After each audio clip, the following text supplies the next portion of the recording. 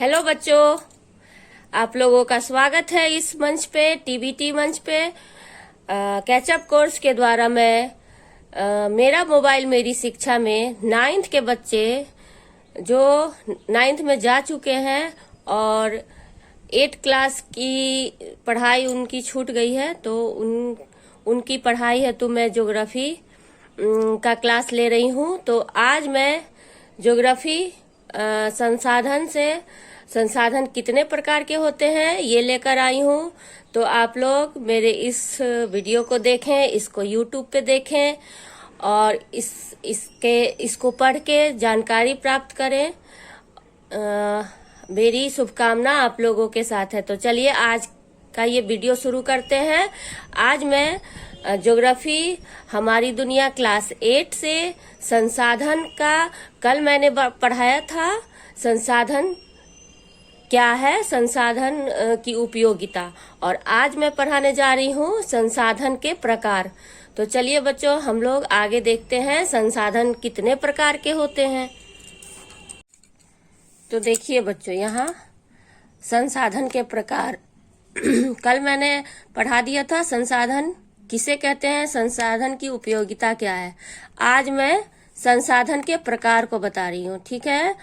तो संसाधन के कितने प्रकार हैं यहाँ मैंने लिखा है ना, प्राकृतिक संसाधन, मानव संसाधन और मानव निर्मित संसाधन।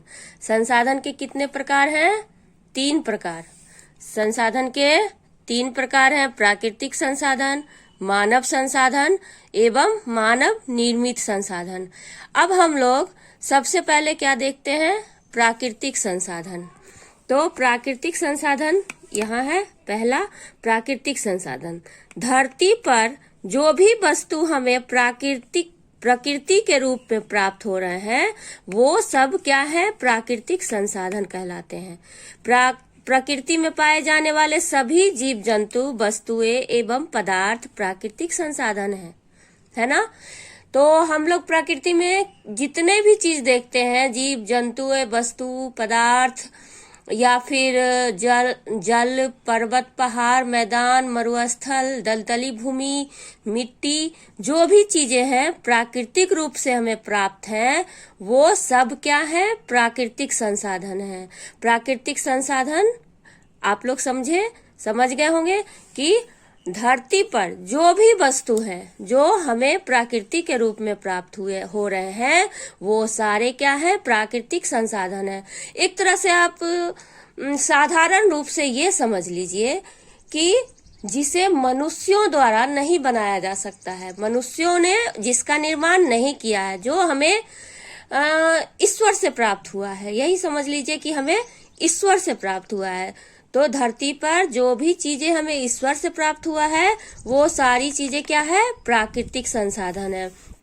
तो जैसे हम लोग यहाँ उदाहरण देख रहे हैं, उदाहरण में क्या है, भूमि, मिट्टी, जल, खनिज, जीव जंतु, पेड़ पौधे, हवा, सूर्य का प्रकाश, मैदान, पहाड़, पठार इत्यादि।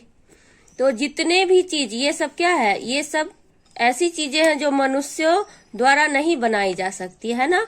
ये सब चीज मनुष्य नहीं बना सकते। भूमि मनुष्य बना सकते हैं, मिट्टी बना सकते हैं, जल बना सकते हैं, नहीं बना सकते हैं। तो ये सारी चीजें क्या है, ये सारी चीजें प्राकृतिक संसाधन है। तो प्राकृतिक संसाधन समझ में आ गई। अब हम दूसरे प्रकार पे चलते हैं, मानव संसाधन। संसाधन का एक प्रकार मानव खुद भी होता है ना। तो मानव संसाधन में हम क्या देख रहे हैं, किसी भी मनुष्य को दूसरे मनुष्य की जरूरत पड़ती है। क्या कोई मनुष्य अकेले जीवन यापन कर सकता है, नहीं ना कर सकता है। सभी मनुष्यों को क्या होता है कि दूसरे मनुष्यों की आवश्यकता पड़ती है ना। जैसे कि हम भोजन करते हैं तो किसान क्या है, किसान फसल उगाते हैं, चावल दाल सब किसान उगाते हैं, सब्जी बाजार से हम लोग लाते हैं, तो इस तरह से भोजन बनाते हैं। तो क्या है कि हम अकेले ये सब कर सकते हैं, नहीं कर सकते हैं। इसी तरह हम कपड़ा पहनते हैं तो कपड़ा भी दूसरे लोगों द्वारा बनाई जाती है और हम खरीदते हैं। तो इस तरह हर एक मानव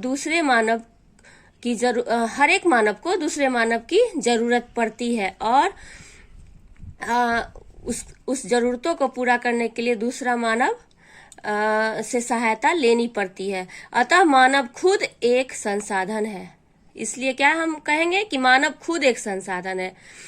तो हम लोग ये समझ सकते हैं कि मानव एक ऐसा संसाधन है जो संसाधनों का निर्माण और उपयोग दोनों करता है।